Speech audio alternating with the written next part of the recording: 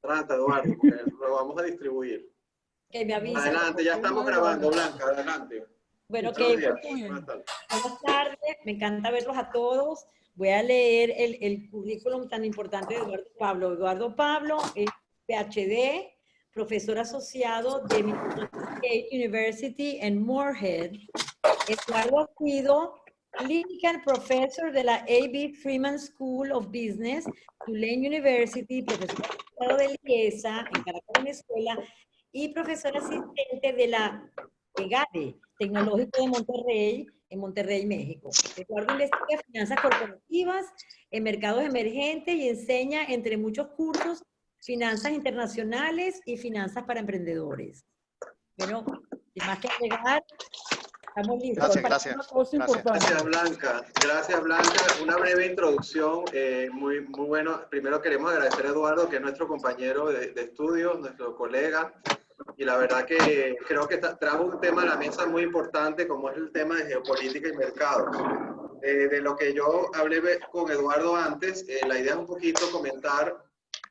Definitivamente todo el tema geopolítico es clave, y sobre todo ahorita con las elecciones de Estados Unidos que están a la vuelta de la esquina, que eso va a tomar, dependiendo del resultado de la elección, puede hacer cambios importantes en los mercados y en las economías, y las relaciones de Estados Unidos ya sea con Rusia, con Europa, con China. Obviamente, siendo la primera potencia mundial, Estados Unidos definitivamente es un evento que me imagino Eduardo va a comentar, que creo que va a tener una relevancia crítica en el tema. Pero más que eso, la idea es ver cómo el mapa mundial, sobre todo Eduardo se va a enfocar en Estados Unidos, Europa y China. Obviamente eso tiene siempre implicaciones en la región nuestra de Latinoamérica, que podemos hacer preguntas al final cuando Eduardo termine su exposición, que trabajó una exposición para presentarnos. Yo creo que va a ser algo interesante que vamos a debatir. Así que, Eduardo, te paso la palabra. Yo creo que vamos a aprender mucho. Yo estoy fascinado con el tema y creo que seguro van a venir preguntas. Ya yo tengo una pregunta, la hago al final, pero vamos a ver que los demás hagan preguntas interesantes también. Adelante, Eduardo, bienvenido. Ok, gracias, Eddie. Gracias, Blanca, por la invitación. Voy a tratar de portarme bien porque me están grabando, entonces eso hace que me comporte un poco, pero espero no comportarme tan bien tampoco. La idea es ser un poco polémico. Fíjate, este es un área en la que voy a trabajar, es un área que realmente es muy macro para mí. Recuérdense que finanzas es muy micro. Realmente mi investigación es más analizando compañías y el comportamiento de las compañías, no necesariamente a nivel global, ¿no? Pero en el área de finanzas internacionales uno toca muchos mercados. Entonces tocas mercados de monedas sobre todo, pero también cómo están los mercados financieros, y al final también el mercado de productos y servicios. Entonces esto es lo que vamos a trabajar un poquito, cómo la geopolítica ha afectado esos mercados, ¿de acuerdo? Voy a compartir entonces una presentación. Te pido, Eddie, que me avises si estoy consumiendo mucho tiempo. Capaz que termino rápido, capaz que no, pero tú me vigilas ahí el tiempo para que quede bastantes minutos para preguntas, cualquier cosa. ¿Ok? Te aviso. Exacto. Voy a ir compartiendo. Me avisan si ven ahora la presentación. Denme un momentico. Ya va.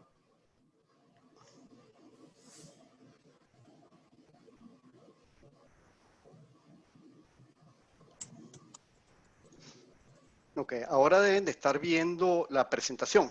Sí se ve. Ok. Fíjense, la presentación la tengo en inglés porque tenía mucho material en inglés, entonces no iba a poner un Spanglish ahí. Pero yo hablo en español y explico, ¿ok? Fíjense, ahí la primera palabra que tengo es la palabra de globalización, ¿ok? Y eso está muy enfocado precisamente a la eficiencia en general de los mercados, ¿no? Fíjense, los mercados se define un mercado eficiente cuando no hay costos de transacción, cuando inclusive en finanzas decimos no hay impuestos, imagínense, es como un poco ficticio, pero los impuestos es un costo de transacción en finanzas, ¿no? Entonces es como el libre movimiento de flujos, bien sea de dinero, o el libre movimiento de productos y servicios entre todas las economías, ¿ok? Es como de we are the world, we are the people, no pasa aquí nada, ¿no? Pero resulta que eso no es así. Los gobiernos siempre van a poner barreras, ¿ok? Entonces fíjense que yo estoy poniendo como un muro. ¿Ok? Ahora, ¿a qué aplican esas barreras? Bueno, esas barreras van a aplicar en principio a lo que en finanzas llamamos el investment policy, las políticas de inversión de las compañías y también de los individuos, lo que llaman el investment opportunity set en inglés, que es el conjunto de oportunidades de inversión. ¿A qué me refiero yo con esto? Bueno, me refiero fundamentalmente a los mercados de productos y servicios. Es decir, van a haber restricciones y barreras al libre movimiento de los productos y servicios entre distintos países. ¿Ok? Y también me refiero, por ejemplo, al mercado laboral. El mercado laboral es otro importante mercado. Bueno, también hay restricciones. El mercado laboral es uno de los mercados más que llamamos segmentados, más aislados, donde existe básicamente en cada uno de los países mucha regulación para proteger el mercado laboral doméstico para que no enfrente precisamente competencia de otros mercados. Y ahí ustedes tienen el caso típico. Yo me acuerdo, por ejemplo, en el mercado laboral, cuando estaba en Monterrey. Bueno, cuando yo iba a comprar a McAllen, que queda hora y media, pero ya del lado de Estados Unidos, entonces tú sabes, ahí uno tiene que pasar la frontera, va por carro, entonces bueno, pon cara de buen ciudadano, 2 horas en cola y trata de pasar. De vuelta, en la noche, cuando ya veníamos, uno se preguntaba, bueno, pero ya estamos del lado mexicano o del lado venezolano. Casi que no había ni controles para ir del otro lado. Pero lo que quiero decir es que normalmente los países ponen muchas restricciones, ¿ok? Por otro lado, tenemos el Financial Policy y son las restricciones a los mercados financieros. Estas restricciones existen, vamos a hablar un poquito de ellas, pero no es tan fácil restringir y poner barreras al libre movimiento del dinero.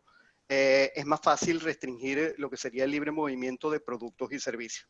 Entonces, en ese sentido, los mercados financieros son más eficientes, son más globales, y cuando tratan de restringir es un poco más difícil.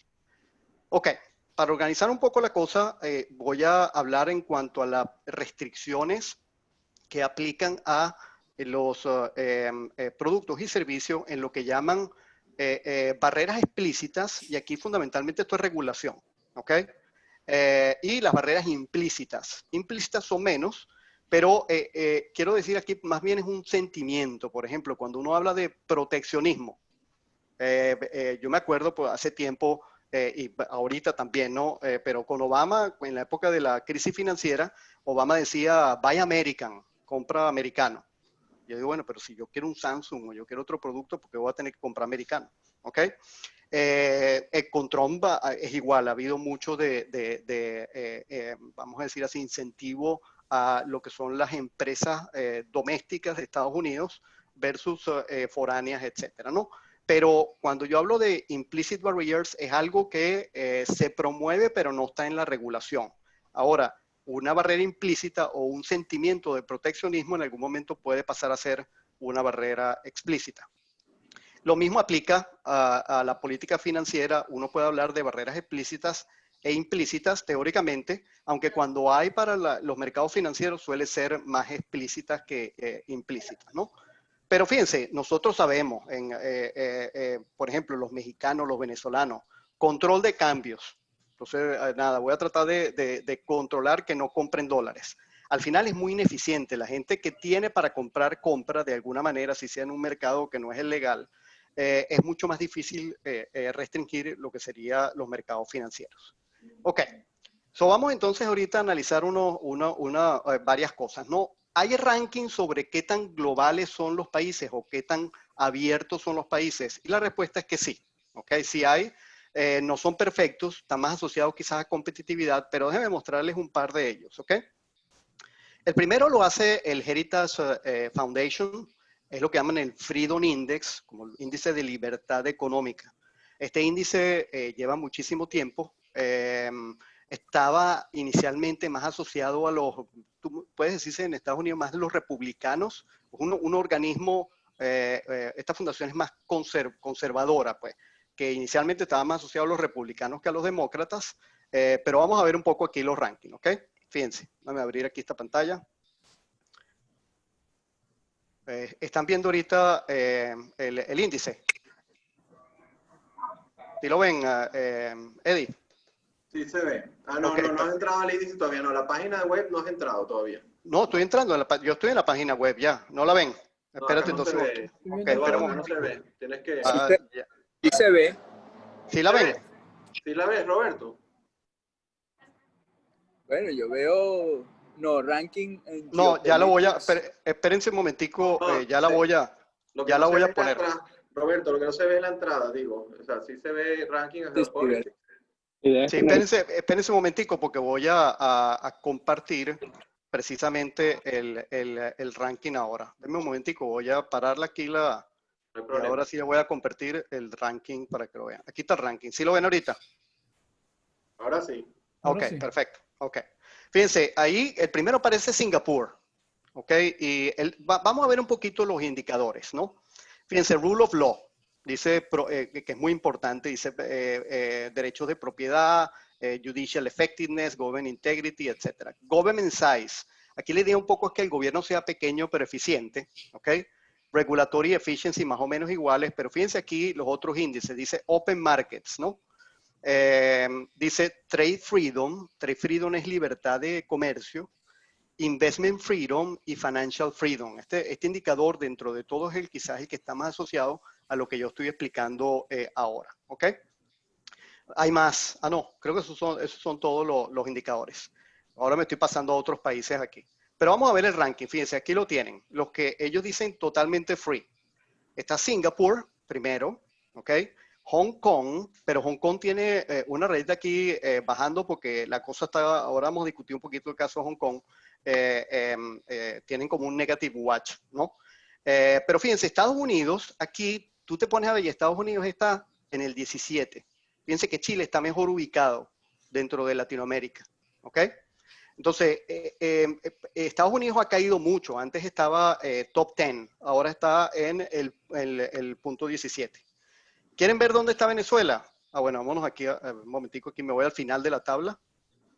Aquí tienen ustedes, fíjense, Venezuela está clasificado en el número 179 de 180 países, entre Cuba y Corea del Norte, ¿no? Entonces, ahí es donde tú dices, Venezuela básicamente, desde el punto de vista de apertura, libertad, competitividad, extremadamente mal, ¿ok?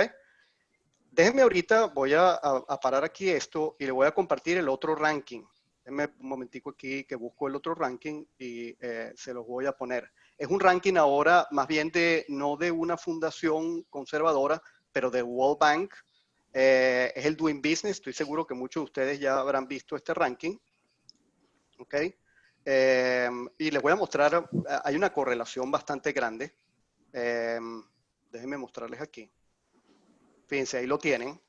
Tienen información para el 2019. Entonces, fíjense, otra vez, Singapur está de 2, en el otro estaba de 1. Nueva Zelanda estaba de 3 en el otro, aquí está de 1. Hong Kong está de 3.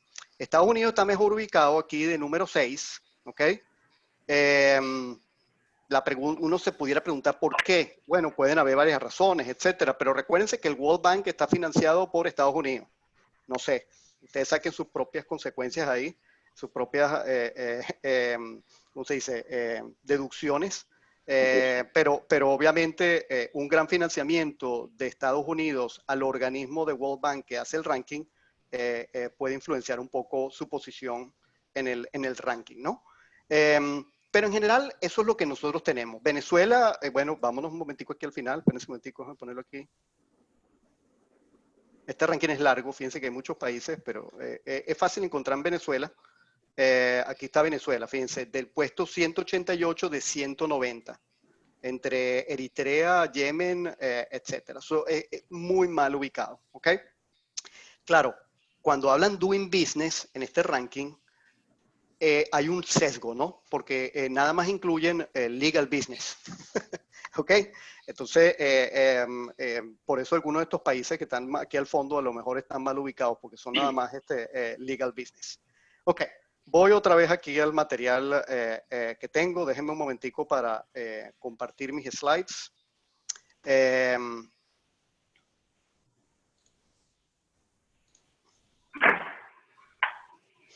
Ok, entonces, en mi análisis, yo voy a estar trabajando más que todo. Ahora sí están viendo mis slides, ¿correcto? Sí. Ok. Sí. Yo voy a estar trabajando un poquito lo que es la relación Estados Unidos-China, ¿ok? Que es la que tienen ustedes. Ups, espérense un momentico que me fui para el Estados Unidos-China. Y también en algunos casos voy a estar trabajando Estados Unidos-Europa. Van a ser mis principales ejemplos, pero después podemos comentar en cuanto a la parte latinoamericana. Fíjense, ok, vamos a empezar.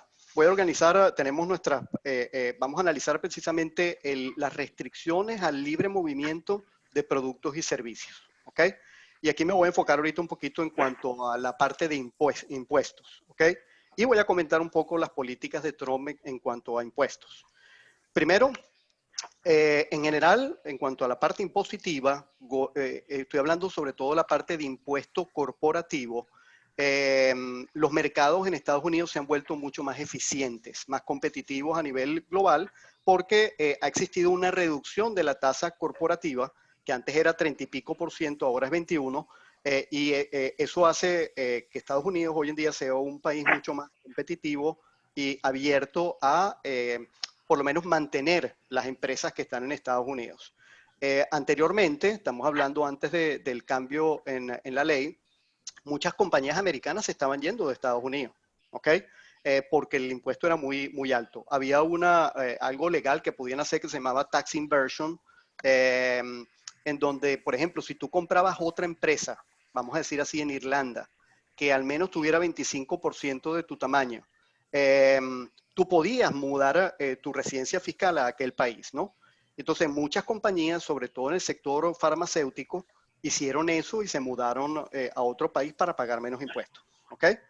¿Por qué tú pudieras decir, bueno, pero si esta empresa se muda, los individuos pudieran penalizar a la empresa y decir, hey, esta empresa farmacéutica se está yendo, no voy a comprar más sus productos? Mentira, no, estas compañías que son farmacéuticas no pueden verse sujetas a la penalización de los consumidores, porque el que decide tus medicinas son los médicos tuyos, no tú, ¿ok? En general. Entonces, por ejemplo, creo que Burger King quería hacer lo mismo cuando compró una empresa canadiense, no me acuerdo, también de restaurante, pensaba mudar su residencia a Canadá y decidió no mudarse porque, claro, en el caso de Burger King, los consumidores pueden decir, tú te mudas y yo voy a pagar más impuestos, entonces no voy a comprar tus hamburguesas. Ese es un poquito, entonces, en principio, la parte corporativa, eso en Estados Unidos ha mejorado a nivel global. Menos restricciones, menos impuestos y menos restricciones. Hay un nuevo paradigma que se está creando en el sentido de que la manera como la utilidad de las compañías es grabada por el fisco, está cambiando. Antes eran las ganancias y era territorial, ¿no? Y recuérdense que ustedes tienen muchas compañías, sobre todo de tecnología, Google, Apple, etcétera, Amazon, que están operando globalmente, pero reportan todo en Estados Unidos, ¿no? Entonces, aquí Europa, sobre todo Francia, y otros países han promovido, hey, ya no podemos cobrar impuestos de esta manera. Estas compañías están operando, estos gringos americanos están operando aquí en Europa y no están pagando impuestos. ¿Ok? Entonces estas compañías ahora están diciendo, no, vamos a grabar un porcentaje de tus ventas en la región. ¿Ok?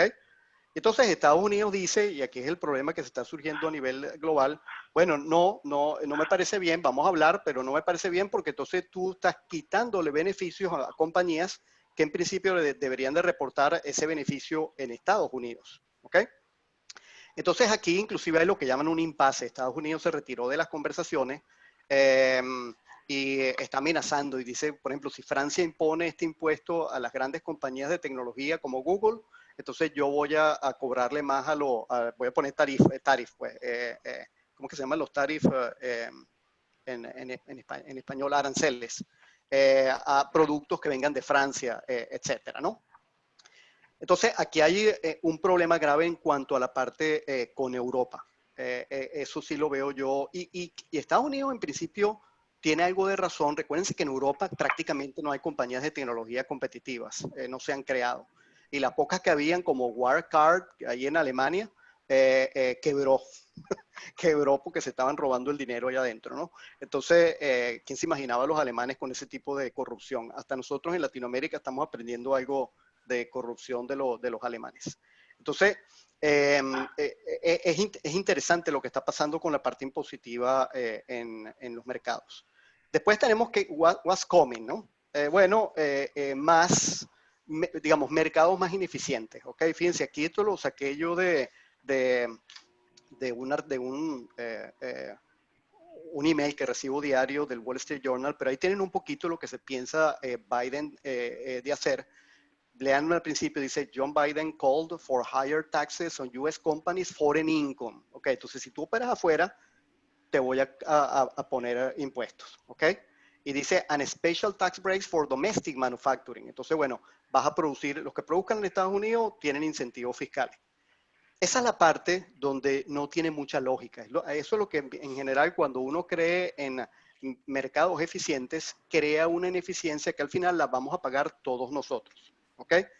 Para beneficiar a unas pocas compañías productoras en Estados Unidos, al final los productos van a ser más caros. Entonces, para beneficiar a unos pocos trabajadores y compañías en Estados Unidos, millones de consumidores en Estados Unidos vamos a pagar productos más caros. ¿Ok? Entonces, ese es el punto que la cosa no necesariamente va a mejorar. Vamos a ver qué es lo que pasa, pero en principio, en la parte impositiva parece que pueden venir problemas con cierta probabilidad. No estoy diciendo que con Trump no vengan, ¿ok? El proteccionismo también está muy dentro de la filosofía de Trump. ¿Qué más en cuanto a la regulación? Bueno, no voy a comentar mucho sobre los aranceles o tarifs que el gobierno de Trump ha aplicado a China. Algunos, ustedes pueden decir, pudiera tener lógica, otros no tanto. Por ejemplo, creo que hay ahora tarifas contra un tipo de aluminio o unas empresas en el aluminio en Canadá. ¿Ok? Y supuestamente es por security reasons. Están diciendo, bueno, que es por seguridad nacional. Pero al final no tiene nada que ver con seguridad nacional. Entonces, aplicar cierta regulación argumentando seguridad nacional cuando realmente ese no es el motivo por el cual tú estás poniendo el arancel. Al final, por ejemplo, esto del tarif a aluminios ha hecho que el aluminio esté más caro y entonces consumidores nosotros, que uno bebe mucha cerveza, etcétera, entonces los precios para arriba porque las compañías que precisamente consumen aluminio les va a salir más caro. Después tenemos otro, vamos a llamarlo así, es un comité dentro del gobierno de Estados Unidos que ha existido siempre, ¿ok? Y que ha afectado un poco lo que llaman el Market for Corporate Control, que tiene que ver la posibilidad de fusiones y adquisiciones entre compañías a nivel global, ¿ok? Es el que tienen ahí esas siglas que dicen CFIUS, no sé cómo pronunciarlo, pero es el Committee for Foreign Investment in the US, que es como una especie de comité dentro del Departamento del Tesoro. ¿Ok? Allá hay unos congresistas, etcétera. Bueno, ha estado mucho más activo, sobre todo aquí, y nuevamente poniendo restricciones, a sobre todo adquisiciones de compañías y activos americanos por empresas, sobre todo chinas. ¿Ok? Argumentando, por ejemplo, tecnología, etcétera. También este tipo de comité ha parado algunas fusiones o joint ventures de compañías europeas, pero sobre todo se ha enfocado mucho en compañías chinas. ¿Okay? Este es otro organismo que, ojo, existe en Estados Unidos, antes era menos activo, sí, argumentando razones de seguridad nacional, en algún momento ha parado, vamos a decir así, algunas fusiones, pero ahora es muy activo. Entonces, selectivamente está parando algunas fusiones y adquisiciones de compañías americanas.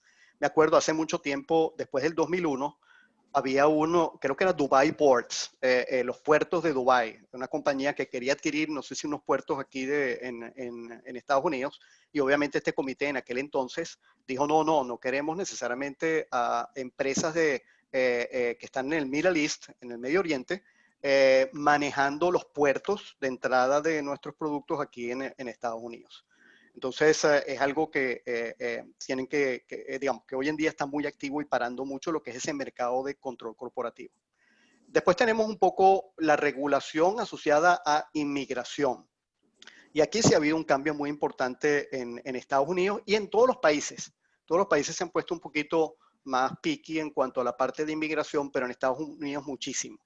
Y fíjense, aquí les tengo un comentario que saqué, este es un paper muy reciente, donde dice, you know who starts a lot of companies in America? Immigrants, ¿ok? Y ustedes saben que buena parte de las compañías estas del Standard & Poor's 500, el mismo Google, todos estos CEOs, si no son inmigrantes, son hijos de inmigrantes. Entonces, este es un paper que muestra evidencia empírica en donde la inmigración, y eso implica que vas a tener un mercado laboral mucho más eficiente. Siempre hay trabas. Nuevamente, el mercado laboral es uno de los mercados más segmentado por regulación. Pero por lo menos permitir ese flujo de individuos es importante para lograr el crecimiento, ¿no?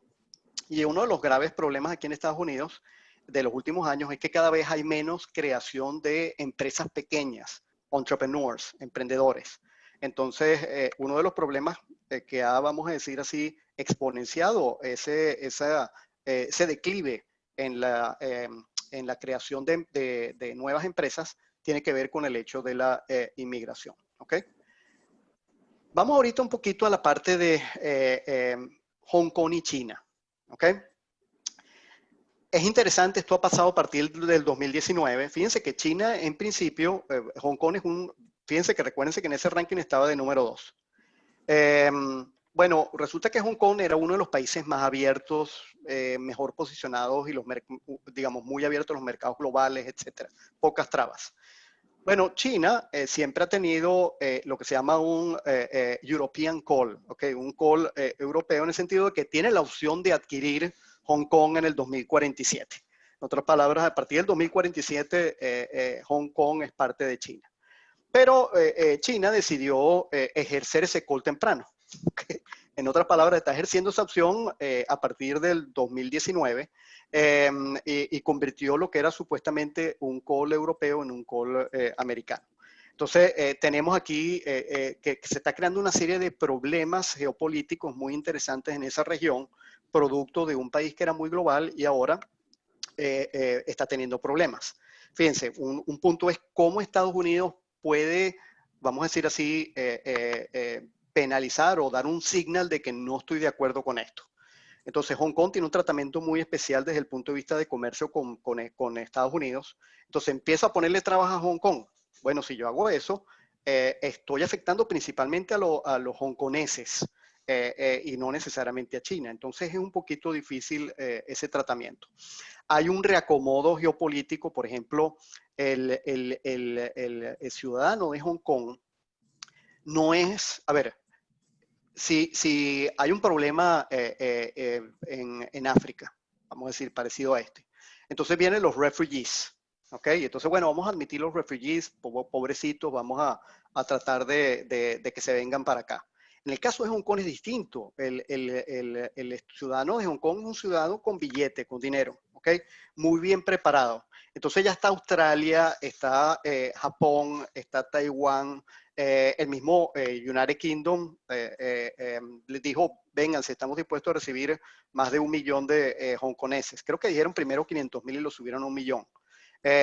Lo mismo sucede con Estados Unidos, está pensando a ver alguna política de atraer este tipo de talento, ¿no? Pero al final lo que puede suceder, compañías igual, fíjense, ahora dicen Hong Kong como centro mundial, sobre todo de acciones, el mercado de Hong Kong es muy importante.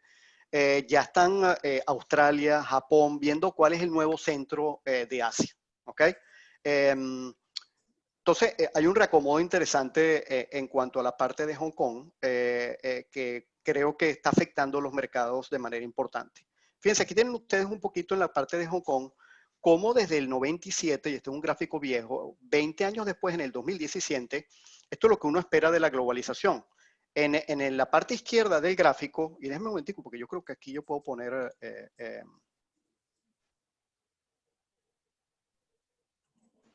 ahí voy, ya va, que estoy poniendo aquí... ok, ahora creo que puedo escribir. Fíjense, en la parte esta del gráfico, Ustedes tienen cómo era la composición en 1997 de la mayoría de las compañías. Ustedes tienen el banco HSBC Holdings, fíjense que era una parte importante del índice, pero ya después, 20 años después, la rojo significa compañías que están basadas en mainland China, ¿okay? En China. Y fíjense cómo ha habido ese cambio, lo cual era lo que uno esperaba. Eso es lo que uno quiere. Ahora, el problema que vemos es que tú dices, bueno, hay compañías que se están yendo o que no van a cotizar más en Hong Kong porque Hong Kong no necesariamente es atractivo.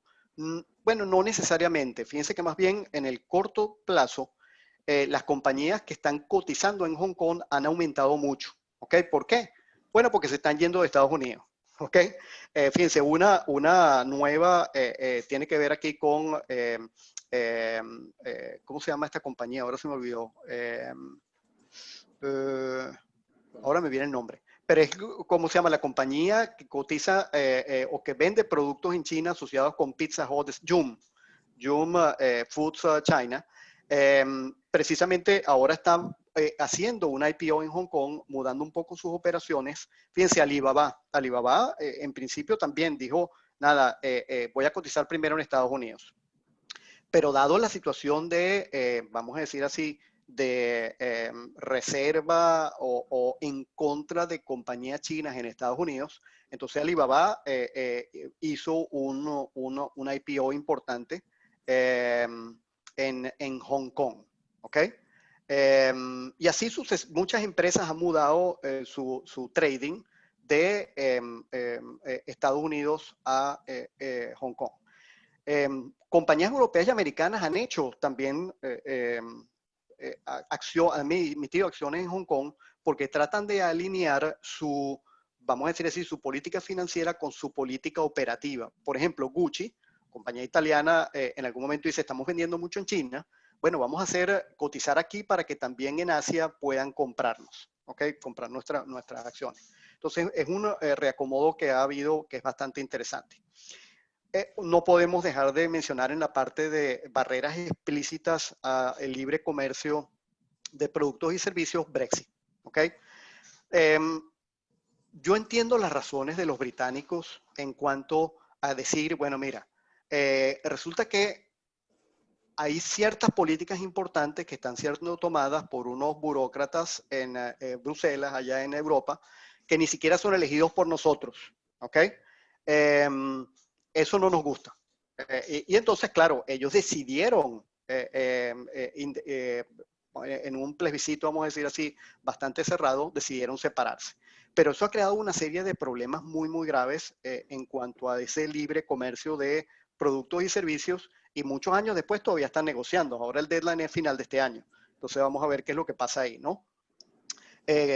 Londres es uno de los mercados de monedas y mercados globales más grandes, y ha existido también un reacomodo en Europa en el sentido de que muchas empresas importantes como Citigroup, bancos holandeses, suizos, que tenían sus headquarters en Gran Bretaña, han mudado más sus operaciones a Europa producto de ese fraccionamiento que ha existido.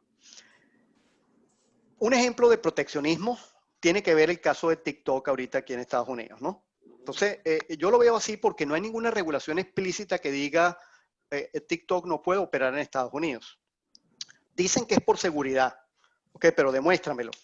Es como que no ha habido nada técnicamente que digan te pueden robar. Si pudiera existir, está la ley en China que dice que cualquier compañía basada en China pudieran básicamente pedirle a la empresa que me dé tus datos, pero parece que TikTok ha demostrado que no hay datos de americanos en China y que, por ejemplo, creo que tienen un servidor, el cloud en Singapur y en Estados Unidos. Entonces, pero fíjense que es interesante porque yo lo pongo, no existe ninguna regulación que diga que TikTok no puede operar. Es más que todo el gobierno diciendo no me gusta TikTok, tiene que venderse antes de tiene que buscar una solución o voy a, vamos a decir así, parar el funcionamiento de TikTok en Estados Unidos. No es tan fácil. Entre China e India, por ejemplo, sí hubo, básicamente en la frontera entre China e India, se mataron unos chinos y unos indios en la frontera, pero estamos hablando militares hace unos 3, 4 meses. E India, bravo, decidió, porque creo que también mataron más indios que chinos, decidió cortar más de 60 aplicaciones, incluyendo TikTok. Entonces hay otra razón que tiene que ver un poquito más fuerte que a lo mejor lo que está pasando aquí en Estados Unidos. Yo creo que en Estados Unidos también no quieren cortar TikTok, yo no lo uso, pero si de repente dicen corto TikTok antes de las elecciones, toda la gente joven aquí no van a votar por el que tome la decisión de cortar TikTok. Ok, después hablamos cualquier cosa de eso. Rápidamente, COVID. Fíjense, COVID, ahí ustedes tienen lo que es el Global Trade Volumes. Fíjense cómo ha caído en el 2020. Es lógico, es el gobierno diciendo te cerramos todo, fronteras, etcétera, cerramos los comercios, pues obviamente ha existido un efecto muy importante sobre el comercio mundial. Este gráfico es más viejo, fíjense que es hasta el 2012. Ustedes tienen ahí como que la línea, fíjense que la línea o las barras, vamos a analizar las barras, es la suma de los flujos de productos, flujos de servicios y los flujos financieros. Y fíjense que de 1980, ustedes ven como una línea que va subiendo, ¿ok? Todo el tiempo, hasta que llega la crisis financiera del 2018, 2008, perdón, 2009. Cae muchísimo fíjense que la raya que más cae, creo que es aquí esta, que son los flujos financieros, fue una crisis financiera, entonces cayó muchísimo ¿no? ¿Ok? Que es la parte financiera, pero igual, hubo un efecto muy importante sobre los mercados. Nada más quería que vieran que este tipo de crisis también afecta lo que sería el libre movimiento de productos y servicios y los mercados financieros. Ok. Aquí tienen un poquito otro gráfico que saqué aquí de Oxford Economics, en donde el crecimiento del comercio mundial se espera que caiga también en los siguientes años. Fíjense que aquí están hablando del 2020-2030 en el gráfico, ¿ok? Y tienen cómo cayó del promedio de 2010-19 a el principio de este año, ¿ok? Muy bien, voy rápido porque me faltan algunas láminas aquí, quiero que queden ciertos minutos. Fíjense. Me voy a los mercados financieros. Fíjense que ahora estoy aquí en los mercados financieros. ¿Dónde es que yo dibujo aquí? No sé, pero bueno, mercado financiero. Primero es el mercado cambiario, mercado de monedas. Fíjense que yo tengo un gráfico que dice Stand Strong de US, ¿no? Aquí los americanos tienen el poder total todavía. Estas estadísticas las estoy sacando del survey que el Bank of International Settlements hace cada 3 años. Y fíjense que, por ejemplo, en el 2004, porque sí, aquí sí quiero, denme un momentico, que quiero aquí rayar y quiero estar seguro que pueda rayar. Vamos a ver. Ok, estamos aquí en el 2004. Ok, en el 2004, este 88% que aparece aquí, eso quiere decir que en el 88% de las transacciones de monedas a nivel mundial, el dólar era una de esas monedas. Recuérdense que en cualquier transacción hay dos monedas inmiscuidas, ¿no? Por ejemplo, si alguien transa entre Estados Unidos y Europa, a lo mejor, y depende del país de Europa, pero sería dólar-euro, son como monedas, ¿no? Entonces, en cada transacción hay dos monedas involucradas. Por eso es que si tú sumas, aquí no está todo, pero si sumas el porcentaje que aparece aquí en toda esta columna, te daría 200%, ¿ok? Entonces, el dólar ha mantenido ese poderío como moneda de transacción todo el tiempo. Fíjense que aquí del 88 cayó a 85, después cayó a prácticamente 85, 84.9 y ya después volvió a subir 87, 87 y 88. Entonces, se mantiene fuerte, ¿ok? Vean el euro, en el caso del euro, déjame borrar aquí un poquito, en el caso del euro, cuando fue el problema del euro en Europa, donde, digamos, Grecia no estaba pagando sus deudas, hubo una reestructuración, etcétera, hubo una caída importante. Fíjense que está de 85 y cayó de 37, 39 y después a 33. ¿Ok? Vamos a ver qué pasa con China. China es un caso interesante. Fíjense que China, en el Chinese Yuan, que es estas son las siglas del Chinese Yuan, ¿ok? En el 2004, el porcentaje era 0.1, ¿verdad? Y el ranking a nivel de moneda era el 29. Pero fíjense que fue subiendo. Ok, ahora 20, 17, 9, y aquí se estancó un poco, 8 y 8. En los últimos, vamos a decir así, del 2016 al 2019, ya estamos hablando como 6 años, no ha subido mucho, más bien de 9 a 8, nada más subió un punto en el ranking, ¿no? Quiero que vean que el gobierno chino ha hecho una política global de tratar de que todos los players confíen en el Chinese Yuan. Desde el punto de vista de estabilidad, ha tratado de mantener el Chinese Yuan, que es lo que llaman el RMB, el renminbi, también como moneda muy estable.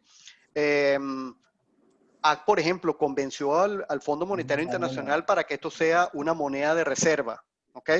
Pero todavía, dado el tamaño de la economía china, todavía la gente como que no utiliza el Chinese Yuan como moneda de canje, lo puedes llamar, o moneda de pago, ¿ok? No es tan importante. ¿Cuáles son las razones? Bueno, pueden haber algunas, muchas. Una es que el principal supplier de la moneda china es el Banco Central de China. Y entonces, claro, dado el comportamiento que hasta ahora China ha tenido en cuanto a los mercados, la gente todavía como que no confía mucho en el mercado. Cuando le digo yo comportamiento histórico, algo que no nos gusta, por ejemplo, a nosotros en finanzas, es que cuando en el mercado de capitales, mercado de acciones, hace unos años la bolsa de Shanghai empezó a caer, el mercado, digamos, el gobierno chino dijo no pueden vender.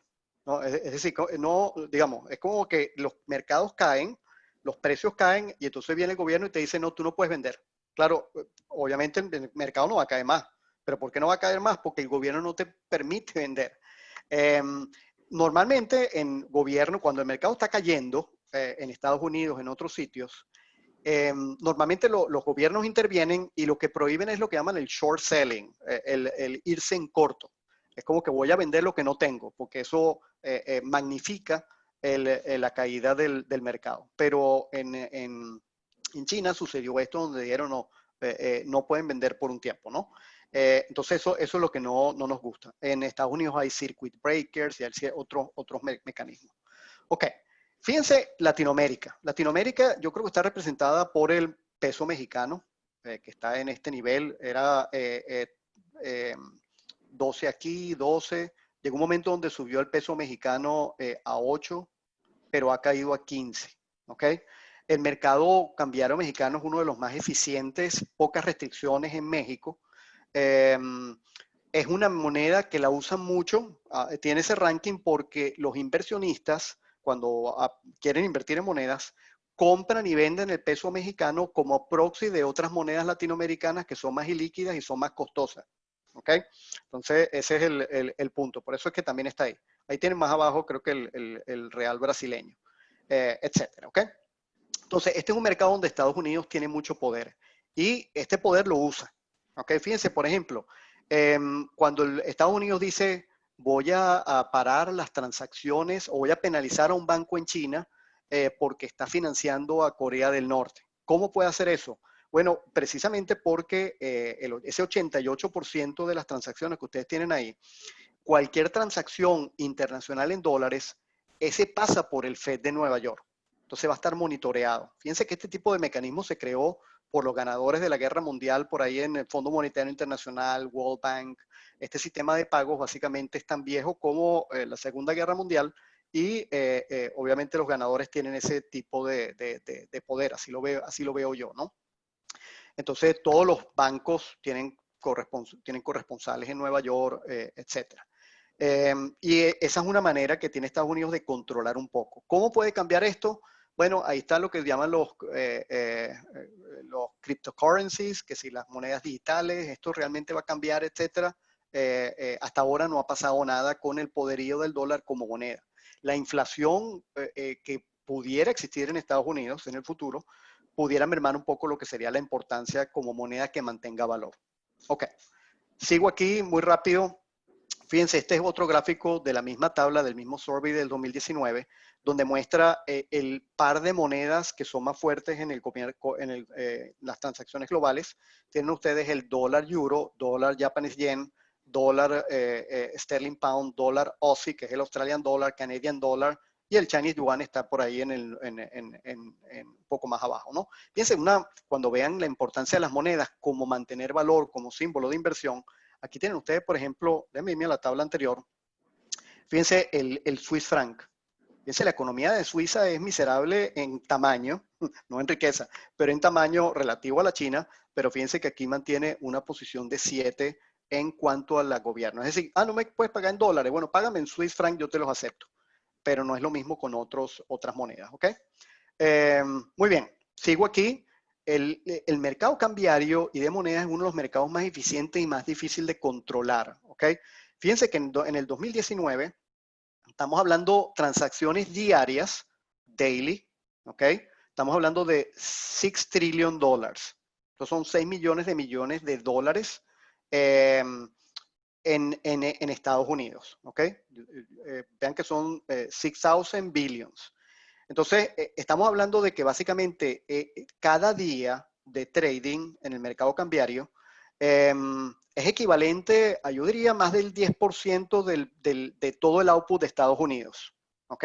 El output de Estados Unidos es aproximadamente 20-21. Entonces, dividan. Es mucho más del 10% de todo el output de Estados Unidos. Mucho de esto es con los mercados forward, pero es un mercado importante.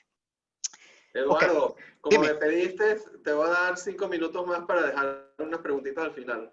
Perfecto. Y voy a comentar un par de cosas más y ahí paro para hablar. Fíjense, algo que se habla aquí, y no voy a entrar en la tabla, ahí tengo el link y después le puedo pasar las láminas, es que uno de los mayores, China posee, creo que es entre el segundo y primer poseedor de Treasury Instruments, significa mercado de deuda americana. Es decir, que cuando el gobierno americano se quiere financiar, la mayoría de esos bonos los tiene China. ¿Ok? Entonces, algo que se habla mucho es, bueno, pero ¿qué pasa si China decide penalizar a Estados Unidos vendiendo esos Treasury Securities, que es una cantidad enorme? ¿Ok? Bueno, obviamente los precios de esos bonos van a caer, los yields van a subir, ¿ok? Entonces las tasas de interés en Estados Unidos, risk-free, subirían. Se habla de que geopolíticamente esto puede ser una guerra, pero en esa guerra China también se afectaría mucho, porque obviamente estaría perdiendo mucho valor los instrumentos que China posee. Otra cosa es que las empresas chinas le han dado la vuelta a la regulación, y fíjense que el gráfico de abajo muestra un poquito de que han habido mucho offshore, emisiones de empresas en dólares, pero no necesariamente basado en la regulación americana. Fíjense, aquí veo, nada más les muestro rapidito, yo creo que ustedes no lo han visto, cómo los niveles de deuda en Estados Unidos han subido a niveles de guerra, estamos hablando de la Segunda Guerra Mundial, aquí en estos picos que ustedes tienen aquí, ¿no? Entonces ahora está en 98%, parece que va a subir a 104% en el 2021. Finalmente, y esto aquí sí quiero estar un tiempito, no me voy a tomar más de 5 minutos, Eddie. Es un cambio en el paradigma corporativo, y esto analizo aquí lo que es el mercado de capitales, donde las empresas ahora supuestamente tienen que comportarse socialmente responsable. ¿Ok? Anteriormente existía, y ahí fíjense que tengo yo una foto de Milton Friedman y lo que él dice, que fundamentalmente el objetivo primordial de las empresas es crear valor. ¿Ok? En el Business Roundtable, que es como un club de empresas que cotizan en bolsa aquí en Estados Unidos, decidió que no, que las compañías deben de tener también un motivo social. ¿Okay? Déjenme mostrarles dos enlaces aquí rápidamente. Esperen un momentico. Ya va, para ver cómo yo... denme un momento. Estoy abriendo aquí las páginas para que precisamente ustedes puedan ver a lo que me refiero.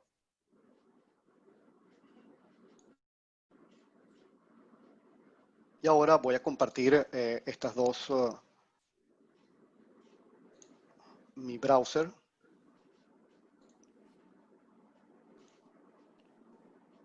Ok, primero, denme un momento aquí. Ok, ahora sí están viendo aquí una página web que dice The Business Roundtable redefines the purpose of a corporation. ¿Sí lo ven? Sí se ve. Ok, perfecto. Fíjense que esto es el anuncio de agosto de 2019, donde las empresas dicen, no, ahora vamos a tener una misión más allá de maximizar valor para los accionistas, ¿no? Entonces, miren, aquí por ejemplo dicen, major employers are investing in their workers and community because they know it is the only way to be successful over the long term, etcétera, ¿no? Entonces, es un poquito esta visión. Esto va en contra de lo que nosotros enseñamos en finanzas, va en contra un poco de cómo las compañías se comportan en los mercados de capitales que siguen el common law. Estoy hablando aquí sobre todo Estados Unidos, Inglaterra, etcétera, ¿no? Fíjense, ustedes pueden decir, ¿hay empresas que se comportan de esta manera? Bueno, un poco a lo mejor en Europa. En Alemania, por ejemplo, los trabajadores forman parte del Board of Directors, de la junta directiva, pero ¿el modelo ha funcionado bien? Y la respuesta es, bueno, en mi opinión no. Porque, por ejemplo, tú agarras y tú sumas, agarra todas las 30 empresas de mayor valor en el mercado alemán. Ahí están metiendo Volkswagen, no sé, varios bancos, etcétera. Tú sumas el valor de todas esas empresas y no le llegan al valor de Apple solamente. ¿Ok? Entonces, no ha existido necesariamente una creación de valor. Recuérdense que en mercados como Estados Unidos, Inglaterra, etcétera, parte del ahorro de los individuos es precisamente en el mercado de capitales, mi fondo de retiro, el tuyo, etcétera.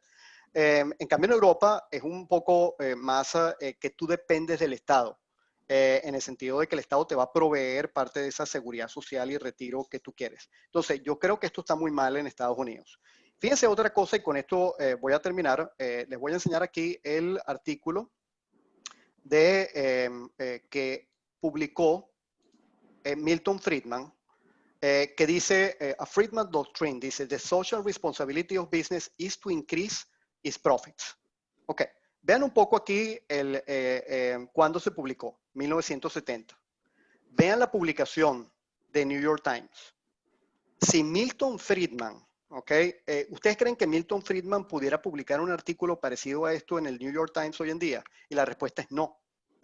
Votarían a toda la plana de editores del New York Times seguro.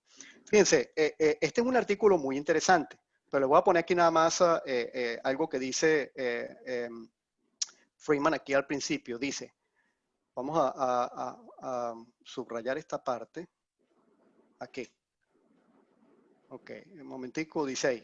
The businessmen believe that they are defending free enterprise when they declaim that business is not concerned merely with profits, but also with promoting desirable social ends.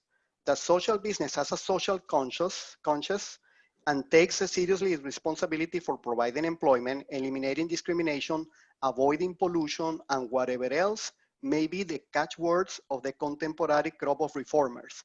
In fact, they are, or would be if they or anyone else took them seriously, preaching pure and unadulterated socialism. ¿Ok? I mean, Friedman es totalmente cree en los mercados, obviamente ya murió hace mucho tiempo, premio Nobel de Economía. Ustedes siguen leyendo esto y esto es una perla. Y por eso es que precisamente las compañías han seguido este modelo y han creado valor. ¿Ok? Fíjense, por ejemplo, aquí dice, y esto es importante, dice, the discussion of the social responsibility of business are notable for their analytical looseness and lack of rigor. What does it mean to say that business has responsibilities? Yo le puedo compartir este artículo y el link está ahí, pero el punto está en que yo sí me veo un poco preocupado con este cambio en la visión de las compañías, porque realmente yo entiendo que hay que hacer responsabilidad social y que hay que a lo mejor cuidar el entorno, pero ¿es la función de las empresas hacer eso? Aquí en este artículo dice que las compañías tienen que seguir la regulación y yo creo que a través de la regulación tú puedes incorporar esos cambios que son importantes en un país, ¿ok? Y obviamente la empresa tiene que seguir la regulación, pero no tener como una visión que no es consona con la creación de valor. Porque entonces siempre van a encontrar una excusa y decir, ah, ¿por qué tú no creaste valor? Ah, porque tuve que aumentar el sueldo de los trabajadores. Ah, ¿por qué tú no creaste valor? Ah, porque tuve que invertir en social responsibility. Siempre van a encontrar una excusa para un desempeño financiero subóptimo en retornar, vamos a decir así, riqueza a los accionistas. Y con esto voy a parar. Gracias, Eduardo. La verdad que excelente presentación. Yo te felicito. La mayoría de la gente me ha escrito también lo mismo. La verdad que súper. La verdad, un aplauso primero para ti. Muy interesante. Oye, unas estadísticas y unos facts. Tengo que volver a ver la presentación completa porque la verdad que no me quiero perder. Perdí unos detalles. Quiero tomar nota porque cosas que yo y muchos de nosotros no conocíamos, pero de cosas que quiero brevemente comentar y después pasamos a las preguntas. Muy Es bien. que definitivamente, bueno, hay el tema de la moneda y yo te tengo una pregunta para el final de Estados Unidos y el tema y cómo las monedas ayudan o sea, en el manejo de poder y geopolítica. Pero aparte de eso, lo que tú decías al final, y ya que comentaste este tema de las empresas, bueno, yo vengo de la misma educación que tú de mercado y yo opino igual que tú. Yo creo que la diferencia está, y eso no quiere decir, eso soy pragmático, pero no quiere decir que no vamos a hacer responsabilidad social, no vamos a cuidar el ambiente, no vamos a hacer, obviamente, todo el tema sostenible. Yo no creo que va por ahí. Por ejemplo, te doy un ejemplo y lo hablamos en otra charla que tú estuviste con nosotros, es que, ¿qué pasa ahora en los mercados? Ahora está de moda los bonos verdes, ¿pero por qué? Nada más, o sea, bueno, y además que es una bonita causa, me parece excelente y espectacular, pero la razón primordial por detrás es que el que va a comprar, el nuevo inversionista, dice, yo voy a invertir en empresas o voy a comprar deuda, renta fija o variable, perdón, en este caso renta fija, pues son bonos, disculpen la equivocación, porque yo voy a llegar a ese segmento. Si tú ves el underline del bono a nivel de lo que hace una banca de inversión o el que emita el bono, es el mismo bono de siempre, pero la diferencia está cómo lo denominas, cómo lo adornas, a qué audiencia llegas, porque sabes que si no, no le vas a llegar. Y yo te doy un ejemplo y ya con eso paso a las preguntas. Por ejemplo, y te digo el caso de mi esposa, que ahora en mi casa es pura leche orgánica, leche de almendra, leche de nueces, leche no sé qué. Dice que una de las principales productoras de leche en Estados Unidos quebró porque ahora todo el mundo toma leche de almendra. Pero entonces es como que el punto está del lado del consumidor. Y yo creo que parte de este cambio y revolución del tema ambiental y sostenible ha sido por el mercado. Bueno, dicho esto, adelante, Eduardo. Sí, nada más para responderte, fíjate, yo entiendo y yo creo en lo que es la responsabilidad social, ¿ok? Pero no es que las compañías van a promover, sino que ellos van a actuar socialmente responsables porque sus consumidores y los que compran no solamente sus productos y servicios, sino también los que están comprando sus instrumentos financieros, se lo van a demandar. Y si no es así, el precio va a caer. Es decir, en algún momento el precio va a reflejar el hecho de que ha existido un cambio en el comportamiento y en la manera como los inversionistas valoran las empresas, que va a hacer que invertir o por lo menos comportarse de manera responsable en general sea bueno. Si tú puedes incorporar eso dentro de tu política de empresa, mejor. Es como decir, por ejemplo, tú vas a Starbucks. Entonces en Starbucks hay un panfleto que dice, nosotros le pagamos salarios muy buenos a nuestros coffee growers, los que están sembrando café en Guatemala, ¿no? Ah, bueno, pero tú te están clavando, como dicen ahí, te están poniendo un precio de $4 por café, que te costaría uno en tu casa. Lo que te quiero decir es que ellos capitalizan ese buen comportamiento y sus consumidores están dispuestos a pagarlo, ¿no? En cuanto a instrumentos, por ejemplo, los green bonds que tú hablabas, es igual. Hay también ciertos inversionistas, un mercado donde tú dices, bueno, a lo mejor hay unos inversionistas que dicen, yo no quiero comprar sin cities, perdón, sin stocks o acciones de pecado. Déjame portarme bien. Entonces dicen, bueno, voy a comprar estos bonos verdes, ¿no? Entonces yo sí creo que va a haber una incorporación de ese efecto en los precios, pero más que todo no porque tú seas el promotor, sino porque poco a poco en la valoración de la empresa eso va a ser importante. Gracias, Eduardo. Entonces paso a pasar la palabra a la gente que escribió en el chat. Primero tengo a Gabriel, nuestro amigo Gabriel Montoya, que tiene unas preguntas interesantes. Y después viene Oscar. Y bueno, yo tengo una pregunta al final, pero de la moneda, pero primero, adelante, Gabriel. Vamos a empezar con Gabriel. Adelante, Gabriel. Aquí está el mute. Perdón, pensé que ibas a leer tú la pregunta ahora, Eduardo. Buenísimo. Gracias, de verdad, por estructurar esto de una manera tan organizada y un framework para poder organizar ideas. Mira, varias cosas, ¿no? Al principio cuando estabas hablando del tema de la baja de los impuestos acá en Estados Unidos, ¿no? Que la competitividad de las compañías por bajar el impuesto corporativo iba a crear un incentivo, ¿verdad? Y la pregunta es si hay evidencia de que efectivamente eso ha resultado en, por ejemplo, que se pueda transferir ese ahorro a absorber parte del costo más grande del labor, ¿verdad? Que es alto acá y es por la razón por muchas veces que las compañías se llevan a otro lado, ¿no? Si eso realmente ha tenido algún impacto y ha hecho que las compañías realmente sean más competitivas y entonces soporte todo a ese tema que parte tú sabes, es política, pero también es parte de lo que se quiere que vuelvan las compañías a producir en Estados Unidos. No sé si hay evidencia. Sí, fíjate, en cuanto a la parte de, por ejemplo, de que antes las compañías se estaban yendo y ahora no. Entonces sí hay evidencia sobre eso. Las compañías hoy en día que estaban pensando irse de Estados Unidos, mudar su residencia fiscal, ahora no lo están haciendo. ¿Okay? Pero no es porque hay un incentivo, porque un incentivo fiscal obviamente es una razón artificial. Mi pregunta es si efectivamente, desde el punto de vista fundamental, las compañías están viendo mejores condiciones por la baja de las tasas corporativas. Bueno, la pregunta creo tuya está más asociada a, bueno, ok, ahora bajé la tasa, tu flujo de caja después de impuestos son mayores. Entonces, ¿qué estás haciendo con esos flujos de caja? ¿Ok? Exacto. Bueno, fíjate, hay cierta evidencia en cuanto a, por ejemplo, exceso de efectivo, como por ejemplo Google, Apple, tenían mucho dinero estacionado en Irlanda, etcétera, que si lo traían, no podían, tenían que pagar el impuesto anterior, ¿no? Entonces, sí han traído dinero, sí hay evidencia de que han traído ese dinero en exceso que tenían en otros paraísos fiscales a Estados Unidos. Ahora, muy bien, el dinero que está aquí en Estados Unidos. ¿Qué han hecho con eso? Fíjate que no tengo evidencia, vamos a decir así, académica, ¿ok?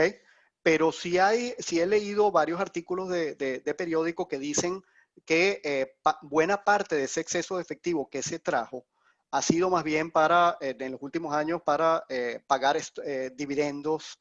Es decir, que ha sido dinero que ha sido no necesariamente invertido en las empresas, sino más bien distribuido a los mercados de capitales. La pregunta es, bueno, pero las compañías tenían que invertirlo. Y la respuesta es, bueno, si no tenían oportunidades de inversión, era mejor distribuirlo. Entonces, no, habría que irse caso por caso a ver si realmente se necesitaba inversión o no, ¿no? Sí, pero no estoy muy claro que hayan invertido. Hay algunas que sí, pero en promedio yo creo que hubo más distribución a los mercados de capitales que inversión en Estados Unidos. Ese es lo que tengo entendido. Gracias, Eduardo. Bueno, iba a comentar antes de pasarle la palabra a Oscar Báez ahora para su pregunta, que me encantó tu enfoque, cómo hablabas de lo que nosotros aprendimos también en nuestro posgrado, y tú lo pusiste el Financial Policy, el Investment Policy, pero me gustó cómo tú lo manejaste con países y con ejemplos específicos. Y con eso paso la palabra a Oscar Báez para que haga su pregunta. Adelante, Oscar. Gracias, Eddie. Oye, Eduardo, qué sabroso escuchar esto, de verdad que bien enriquecedor y a mí que yo no estoy siguiendo estas cosas me ubica mucho. Mi pregunta más bien viene por hipótesis que yo tengo, ¿no? La economía de China, digamos, el costo de labor está aumentando. ¿Tú crees que las expectativas del chino va a ser presión sobre la economía o sobre los reguladores de China o sobre la economía y las industrias para que aumenten los salarios y se vaya disminuyendo ese ventaja de costo? Y lo uno con lo último que tú dijiste, de social responsibility, donde pienso que si nosotros estamos promoviendo esto en Estados Unidos, y probablemente en Europa lo está promoviendo aún más, y China no le importa nada, de nada, no nos estamos construyendo una desventaja competitiva. Ok, voy a tratar primero un poquito la primera pregunta tuya. Fíjate, China en general es un mercado muy, muy grande, ¿ok? Yo creo que el principal problema que tiene, China ha venido creciendo a unas tasas enormes, ¿ok? Pero se está convirtiendo en más desarrollado. Y una de las preocupaciones que tienen muchos economistas es que se va a convertir, a ver, es que va esa tasa de crecimiento va a disminuir a la tasa de crecimiento que tendrían mercados desarrollados antes de que China se convierta en un país desarrollado totalmente. ¿Okay? Ese es un problema que puede tener China. Y la razón, una de las razones principales, es que es la de One Child Policy, la política de un solo niño, donde básicamente China se está volviendo muy vieja muy rápido. ¿Okay? Entonces, esa es una de las principales desventajas que tiene China.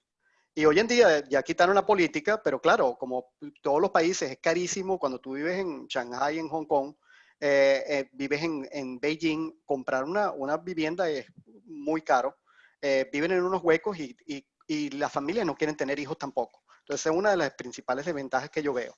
El gobierno chino está tratando de cambiar un poco de ese modelo de crecimiento por exportación a un crecimiento basado más en el consumo interno. Creo que lo está logrando más o menos bien, poco a poco, no es tan fácil. Sí, algo que hay que entender un poco es que uno pensaba China, por ejemplo, fíjense lo que llaman el Chinese Firewall, ¿no? El muro que existía en cuanto a los flujos de información producto del Internet, que lo tienen bloqueado, ¿no? Entonces decía, no, aquí no se va a desarrollar ningún app chino, esta gente no va a progresar. Mentira. Hoy en día, en cuanto a, por ejemplo, pagos móviles, etcétera, si tú no tienes un teléfono y no tienes WeChat, tú no comes en un restaurante. ¿Okay? Lo que quiero decir es que todo es, déjame leer el menú. Entonces agarran su teléfono y escanean y aquí está el menú. Y, me explico, es extremadamente moderno. Yo he ido varias veces a China. Pero uno de los problemas graves que tiene es ese de la tasa de crecimiento, ¿no? Más muchos otros. Algo que está creando un problema en China y que lo están dando la vuelta a nivel regional es el hecho de que con los tarifos, los aranceles, muchas empresas se han visto afectadas, ¿no? Entonces, lo que han hecho esa mayoría de las empresas es del modelo de exportación se ha visto afectado, pero entonces muchas de esas empresas han hecho como una especie de, bueno, vamos a mandar nuestros productos a Vietnam y de Vietnam entonces los redireccionamos aquí a Estados Unidos, ¿no? Entonces, al final el déficit con China ha mejorado, pero con el de Vietnam ha empeorado. Lo que quiero decir es que este tipo de restricciones y aranceles no necesariamente para Estados Unidos es un win-win con China. Al final estás mal, ¿no? La segunda tuya que tiene que ver con responsabilidad social. Y si tenemos una desventaja, creo que China calladamente ha mejorado un poco, no haciendo mucha promoción a lo mejor a social responsibility, pues, por ejemplo, con el entorno y el ambiente. Ellos sí han invertido mucho porque ellos eran los que sufrían esas ciudades llenas de smoke, me explico, y todavía las tienen, pero han reducido mucho en la generación de electricidad con carbón y han invertido mucho en energía solar, eólica, cualquier cosa que mejore al ciudadano chino, ¿ok? Porque fíjate, el gobierno chino le teme precisamente a que el chino se queje, ¿ok? Tú quieres tener a sus habitantes felices. Entonces, si la inflación sube o la gente dice, oye, no puedo vivir porque hay mucha polución y no puedo respirar, esa parte donde yo creo que se han invertido, pero de manera selectiva, como tú dices, a lo mejor en el entorno del ambiente sí, pero en otras cosas de responsabilidad social no tanto, ¿no? Gracias, Oscar. Gracias, Eduardo. Relacionada a esa pregunta, Eduardo, tengo una pregunta de Roberto Byron que si me la puedes contestar y después te voy a hacer mi pregunta en la moneda. ¿Cómo no? En caso de ganar Biden, ¿cómo crees que evolucionará la relación China-USA, ya que estamos hablando de este tema?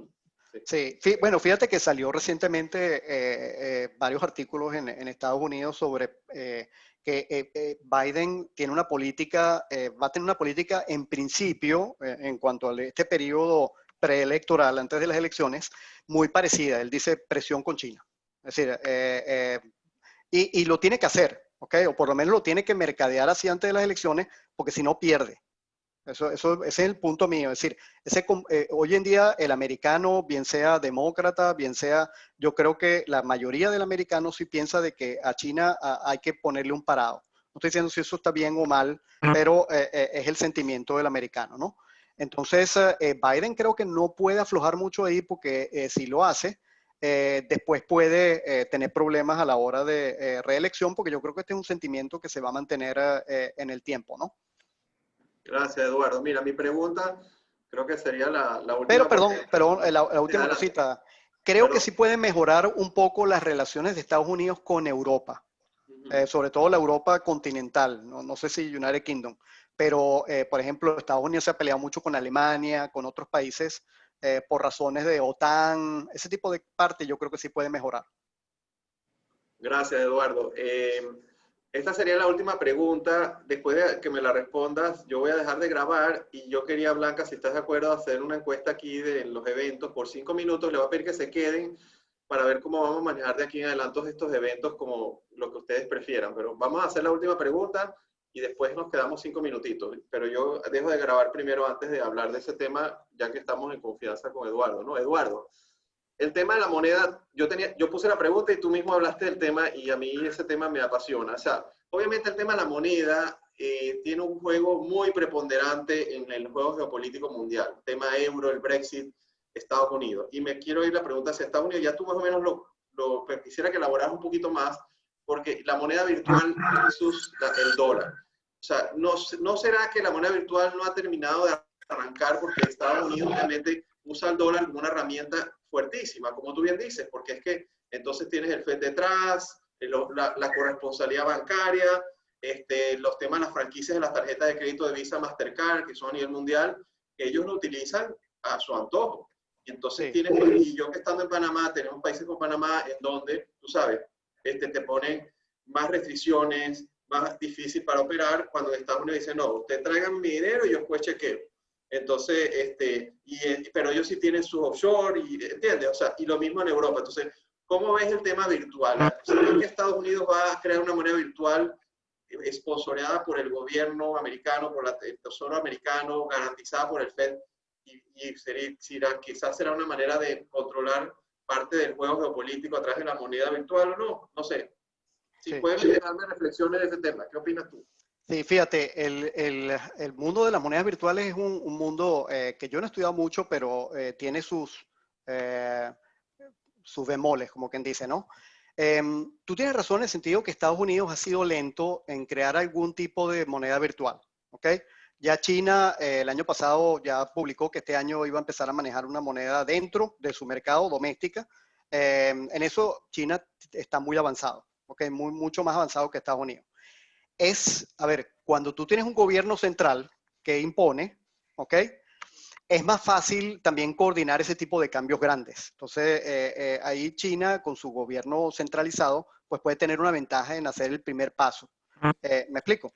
Ahora, Estados Unidos, claro, tú tienes razón, tú ves ahí el poderío del dólar en lo que es el comercio internacional. Entonces, decir que Estados Unidos ahora quiere crear una moneda virtual, es como decir a lo mejor General Motors, bueno, ahora voy a sacar un carro eléctrico. Sí, pero entonces todos tus carros en base a gasolina vas a perder mercado. Es como decir, tienes ese conflicto donde un producto puede hacer o erosionar, vamos a decir así, el otro producto que tú tienes, ¿no? Creo que en el futuro viene el dólar virtual, va a venir porque el consumidor cada vez está utilizando menos efectivo. Sin embargo, a ver, todavía el dólar, y sobre todo ahorita durante la pandemia, se ha demostrado que el dólar sigue siendo la moneda de uso, de curso.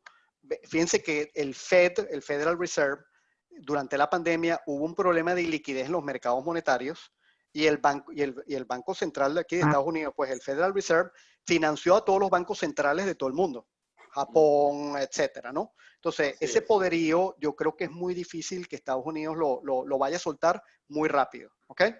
Un problema con las monedas virtuales tiene que ver también con eso de monitorear. Bueno, ya las monedas virtuales las usan mucho para cuando quieres transacciones ilegales. No creo que sean la mayoría, pero sí hay, ¿no? Y otro problema que tienen las monedas virtuales privadas, como el Bitcoin, etcétera, es que hoy en día se han demostrado que sí son un medio de inversión. Okay, es como si yo compro una acción, a ver si sube o baja, ¿no? Pero como medio de pago no se han incorporado para nada. Tú no puedes, tú compras Bitcoin y déjame pagar. Es prácticamente imposible, ¿ok? Entonces, esa es la parte donde yo creo que los gobiernos, inclusive ya el Federal Reserve está empezando a trabajar, bueno, ¿cómo podemos nosotros incorporar una moneda virtual que a lo mejor también la van a llamar dólar? Eso es lo que no sé, ¿no? Habría que ver. Pero yo estoy de acuerdo contigo. Hay un problema de conflicto en donde si saco este producto, más la visión a ver, hay ciertas economías. Estados Unidos es una, pero sobre todo en Europa, estamos hablando, por ejemplo, Alemania, estamos hablando estos países nórdicos. Ellos creen mucho en el billete, en el cash, ¿no? ¿Cuántos son el nivel de tarjetas de crédito promedio del alemán? A lo mejor no llega ni a una. Ellos van al mercado y los mercados no te aceptan tarjeta de crédito, sino efectivo, ¿no? Entonces hay una parte cultural, que es lo que hablaba también Hugo Faría, donde qué tan rápido un gobierno puede incorporar una moneda virtual depende un poco de tus consumidores. En China ya ellos ni utilizan prácticamente muy poco el billete, pues el dinero. Entonces se paga todo virtual. Bueno, es muy fácil incorporar una moneda virtual, ¿ok? En Estados Unidos depende. Hay mucha gente que prefiere el efectivo. Gracias, Eduardo. Bueno, muy agradecido, la verdad que excelente presentación. No, gracias por la invitación. Felicito, la verdad que yo estoy deleitado, la verdad que wow. Me encantó conectarme contigo de otra manera, ya siendo como aprendiz tuyo, y la verdad que he aprendido mucho en esta. Traté de portarme bien. No, te portaste súper. La verdad te felicito. Para formalidad del protocolo y a efectos de que vamos a distribuir esto en privado a los interesados que me han pedido la grabación, le voy a dar a Blanca la palabra para que cierre el evento, paro la grabación y les pido que nos quedemos 5 minutos y abran sus videos para conversar de lo que les han parecido los eventos, cómo los podemos manejar de aquí adelante, si queremos hacer cambios en los formatos, fecha y hora. Adelante, Blanca, para cerrar. Adelante, Blanca. Gracias, Eduardo. Acaba de escribir en el chat que en verdad las joyas las tenemos en casa. Fue una presentación excelente, informativa. Yo también la voy a volver a escuchar y te agradezco muchísimo y la gente le va a encantar. Los que no estuvieron presentes la van a escuchar porque los comentarios son buenísimos. Bueno, no me queda mucho más que decir, agradecerte y bueno, cerremos el evento para... Gracias a ustedes por la invitación. Ok, nos quedamos entonces, señores. Estoy parando la grabación. Vamos a quedarnos, por favor.